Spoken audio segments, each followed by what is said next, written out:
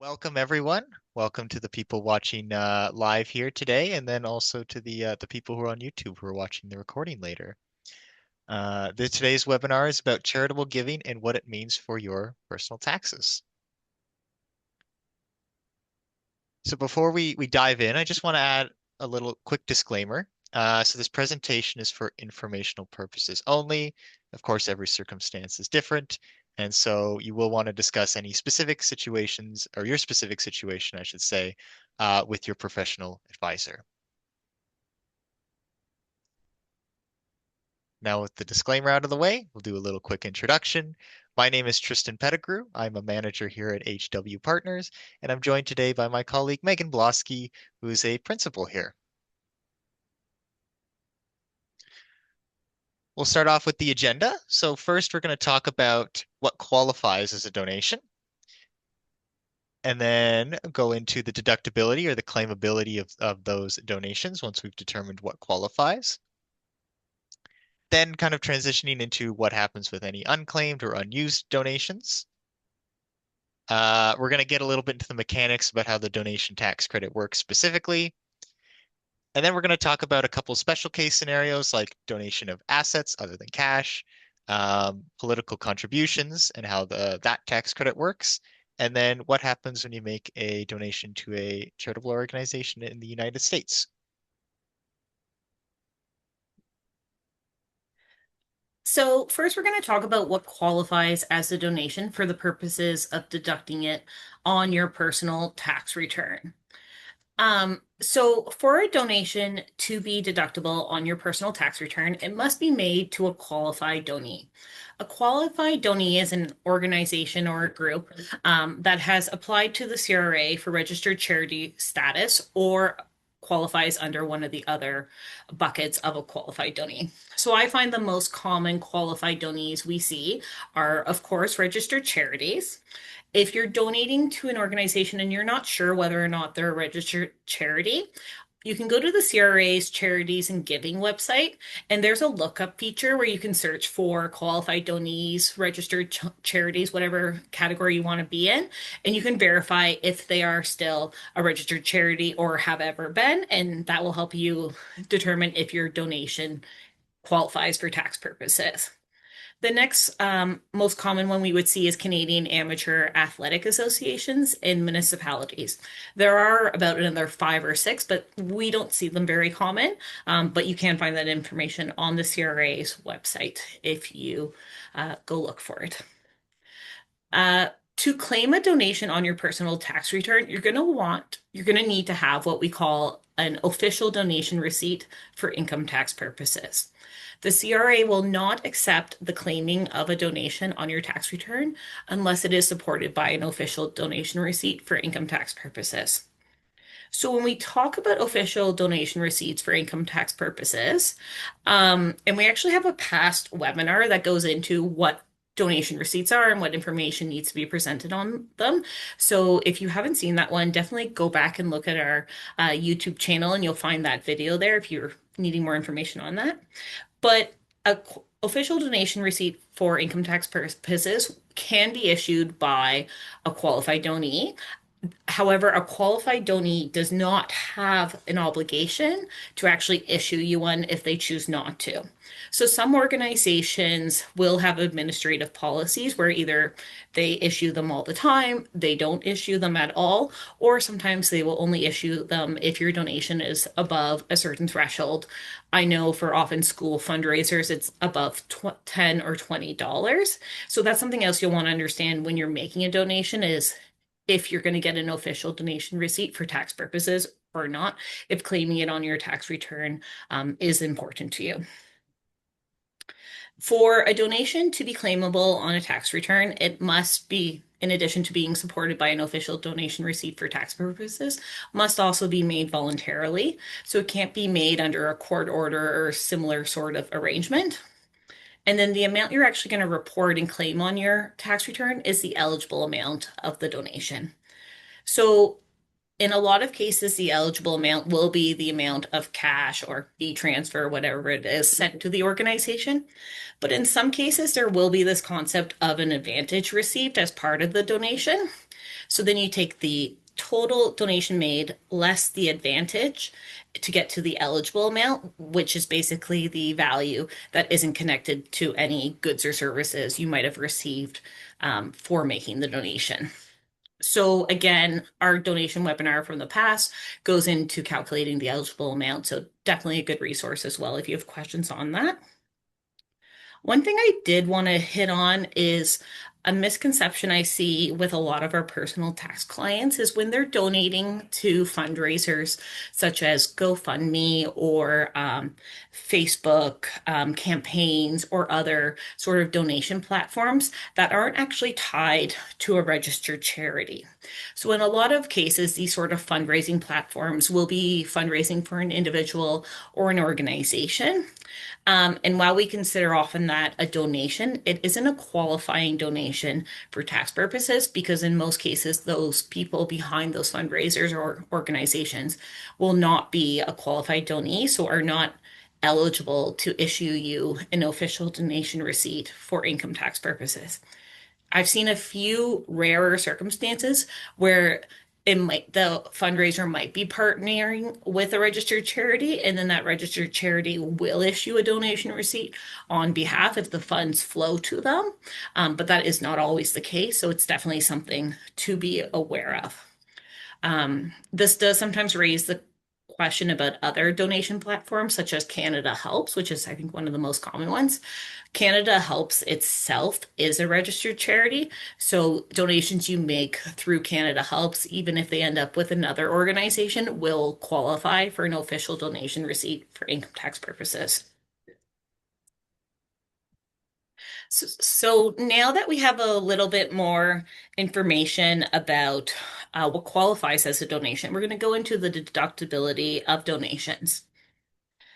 So donations can generally be claimed up to 75% of a taxpayer's net income. Now, when we say net income, that is a sort of defined calculation when you're preparing your personal tax return. So first, what we do is we accumulate all the taxpayer's sources of income, which gets us to your taxable income. Next, there's certain deductions that can be made against taxable income by the CRA to get to your net income, which is then your basis for how many donations you can deduct. So the most common deductions we see to go from taxable income to net income are things such as RRSP contributions, so those get removed. If you're pension splitting with your spouse, the amount of pension income you're transferring to your spouse comes out of your taxable income to calculate your net income. And then also carrying charges are a very common one. So those might be accounting or brokerage fees related to investment income. So once your tax net income has been determined, generally the general rule is that donations for which you have an official donation receipt for income tax purposes can be deducted on any year's return up to 75% of that net income threshold. So let's say your net income was $100,000. If you had donations of $90,000 in a year, you would only be able to claim 75,000 of those 90,000 as a donation in the current year, and the remaining amounts will carry forward, which Tristan will cover in a slide shortly. So what are the exceptions? The exceptions first relate to gifts of capital property. So this is gifts of maybe land and building or just land, shares or other sort of items, which we will again cover later on. But for gifts of capital property, the restriction is instead up to 100% of the taxpayer's net income. So it jumps from 75% to 100%. In addition, in the year of death, the taxpayer can also go up to 100% of their net income when it comes to claiming the donation tax credit. And finally, for cultural and ecological gifts, which are a very specific subset, and we're not going to go into them in this presentation in a great deal. So if you have one of these properties and you're considering donating it, I would definitely recommend you speak with your own advisor about your specific circumstances and the rules. But the general rule is that donations of cultural and ecological gifts are not limited. So you can deduct them up to the maximum value, the eligible amount of the gift in the year. That might not always make sense to do so. So again, some planning opportunities for you and your advisor. The final thing I just wanted to hit on was that for donations, they can generally be claimed by either spouse. So husband and wife, or partners can combine their total and report it on one taxpayer, or they can split it and report it separately based on who gave it.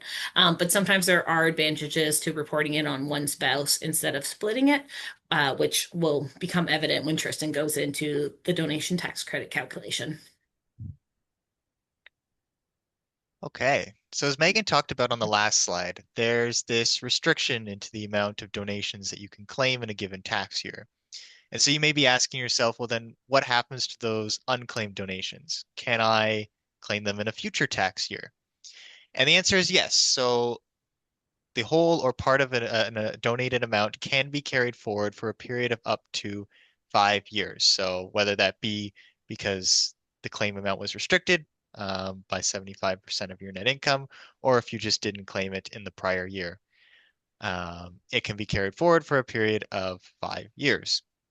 The rules are a bit different for gifts of ecologically sensitive land, um, which the definition of that is a bit beyond the scope of this presentation. So certainly if you think that this is what you're donating, talk to your professional advisor.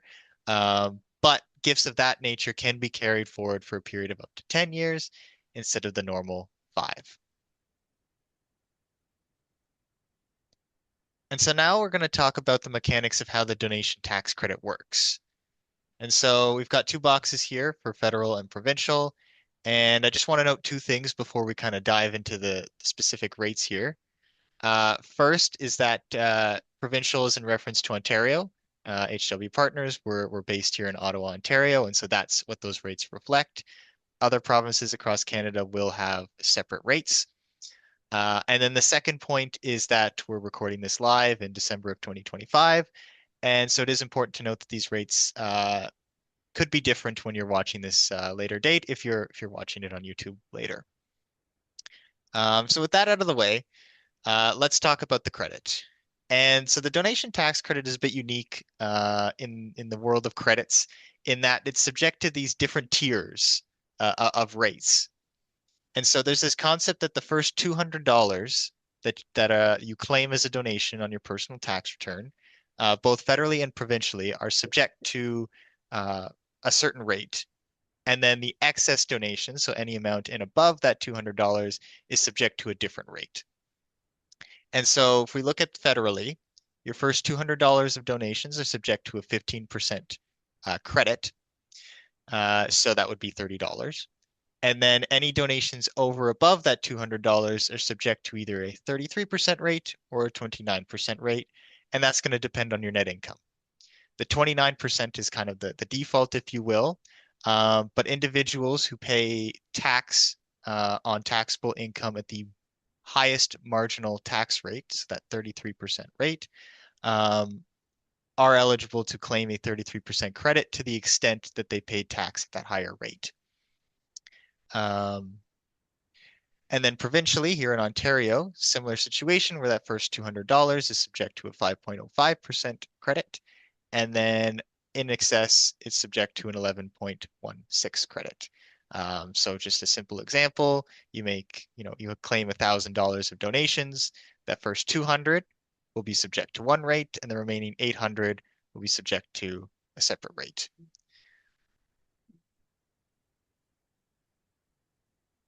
So next we're going to go into the first of three special circumstances we're going to look at. And this one revolves around the donation of assets. So when we talk about assets here, we're not talking about cash or near cash, so e-transfers, checks. We're talking about more physical owned assets. So some examples would be land and or building. or stocks, mutual funds, or other investment vehicles. So, for the specific rules that the CRA has set out with relation to the donation of assets, there are specific rules that need to be met. So again, if you're looking at falling into this category or planning into this category, it's definitely something you would want to discuss with your own advisor to make sure that you are meeting the requirements and understand the steps necessary. So what happens if you donate a certain asset as outlined by the CRA, and those assets can be a share of capital stock of a mutual fund company or a mutual fund trust, a share or debt obligation. So we can talk about like shares that are openly traded on the Toronto or other stock markets across the world. And then as well as some certified ecologically sensitive land as well.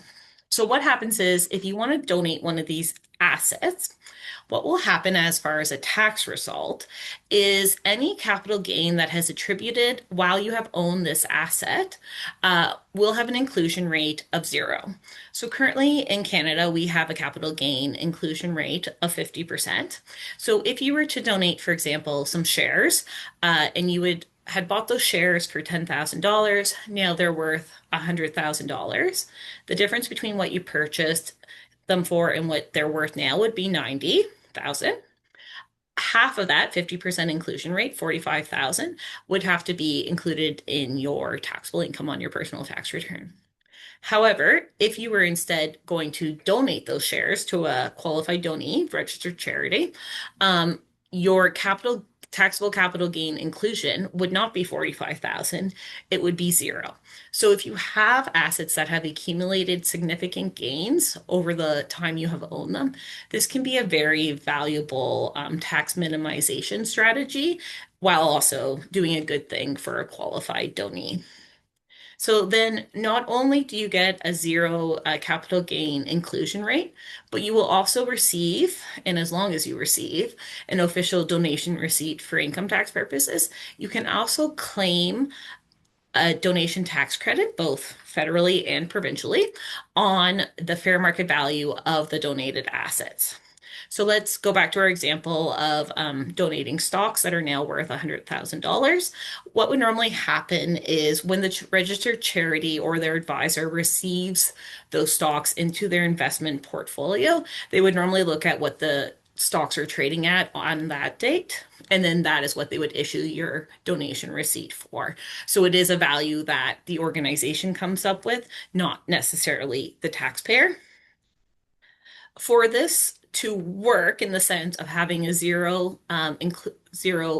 inclusion rate and getting your donation tax credit, it is extremely important that you actually donate the physical asset. It is important that you don't yourself sell the asset and then donate the funds.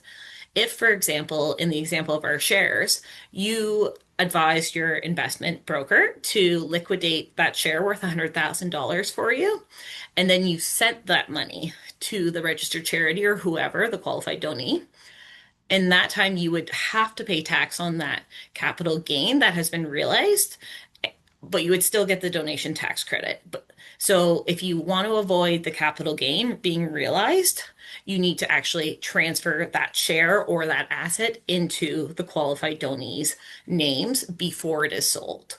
If it gets transferred to the qualified donee and then they immediately sell it out of their own account, that's fine. That's perfect because you did not sell it yourself. You transferred the asset, you donated the asset to them. Um, So again, very specific circumstances, but can be quite a lucrative tax saving opportunities if you had planned to make some donations anyways and you have assets with accumulated gains. So definitely something worthwhile discussing with your own advisors or us here at HW Partners if you have any questions about this or want to plan into this for the future. So next, we're going to talk about the second of 3 special case scenarios, which is a political contribution tax credit. So these are amounts donated to political parties, registered associations, or individual candidates in their campaigns. So, for the purposes of income taxes, the donation tax credit and the political contribution tax credit are completely separate. So, you cannot claim donations to qualified donees under a political contribution tax credit, and you don't get a donation tax credit for political contributions. In addition, what's a bit unique about how the political contribution tax credit works is compared to donations, where you get both a federal and provincial tax credit, depending on what province you're in. With political donations, you only get either the federal tax credit if you gave to a federal party, candidate, or association, or let's say, for example, in Ontario, you gave to an Ontario political party, registered association, or candidate, you would only get the Ontario credit. So in Canada, we don't have any parties that are actually federal and Ontario. We have a separate federal version and we have a separate provincial version. So when you are completing this return or your tax preparer is completing this form for you, it is important that you report the donation under the correct jurisdiction so the tax credits calculate correctly.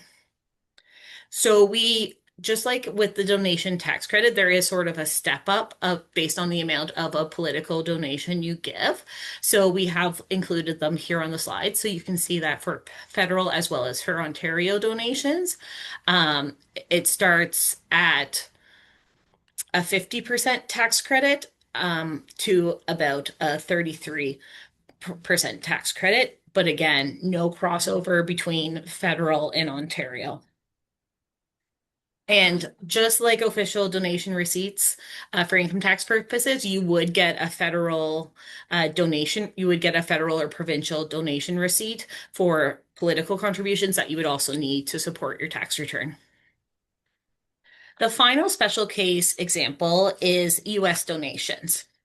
So these are donations that are made to not a Canadian qualified donee registered charity. So these would be donations made to a US charity. US charities are not required to be registered within Canada. So if you went and looked them up on the CRA website, you most likely would not find them there unless they are also have a Canadian chapter that is registered here. Additionally, if a US donation is made to a charity, the CRA has this policy that is only deductible or claimable as a credit in Canada if that US charity would qualify and would be able to become a registered charity in Canada based on the criteria set out by the Canada Revenue Agencies for qualified for registered charities. So you do have to understand what the organization does and whether that meets the definition of a registered charity in Canada to determine if we can deduct this donation. Once you've determined whether or not a US donation is actually eligible to be claimed as a US donation on your Canadian tax return, there are further restrictions on how you can apply that donation tax credit. So the general rule is that US donations are only deductible against US source income. So if I made a donation to a US charity that I determined could become registered in Canada if they so choose under the laws of the CRA, but I have no Canadian, I have no American, no US source income. All my income is generated from Canadian sources. That donation tax credit for that US donation would just carry forward with me for the maximum period or until I have US source income to deduct it against. So for some of our taxpayers who make US donations but don't have any US income, some of them are never able to realize that donation tax credit on those US amounts, unfortunately. There are a few exceptions to this rule, and they generally relate to either living or working in or around the US. So if you live near the border, and there are special rules as to what qualifies as near the border, or if you commute from Canada to work in the US, or if your US employment or business income, so if you're self-employed, is the main source of your income, instead of being limited to the normal 75% of the taxpayer's US income, instead you're limited to 75% of your worldwide income.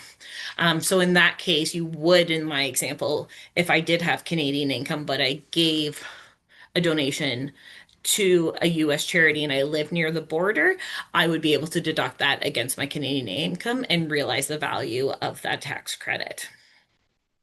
The final exemption where you can deduct against your worldwide income instead of your US income is if you're giving a gift to a US university or college which you or your family member attended. So if your parent, grandparents, child, grandchildren, brother, sister, went to school in the States, or yeah, went to school in the States, then you would want to let your tax advisor know that your donation made to that educational institution is because of this family connection, so that then you would be able to deduct that donation against your worldwide income instead of just against your US source income if you don't have any. So again, very specific rules. So again, I would discuss with your own advisor or us here at HW Partners if you have significant US donations.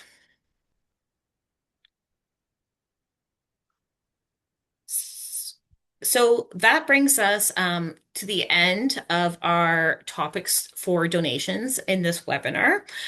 So we will now open it up for any questions. And we do have the question and answers feature in Zoom running. Of course, if you're watching the YouTube video, unfortunately, there will be no question and answer feature live there for you, but feel free to reach out to Tristan or I if you have any questions. So it does look like we have a couple questions. So the first question says, I remember years ago there was a special tax credit for first-time donors. Does this still exist? Tristan, do you want to take this one?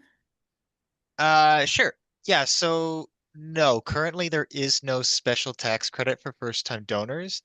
I believe what you're referring to is back in the day, there was this first-time donor super tax credit, I think it was called. But that ended in 2017. So currently there is no such credit there. Okay. And we have one more question. So last year, due to the Canada Post strike, it was right around this time, the CRA allowed donations to be deducted in your 2024 personal tax return if they were donated prior to February 28th, 2025. Is this the case for 2025?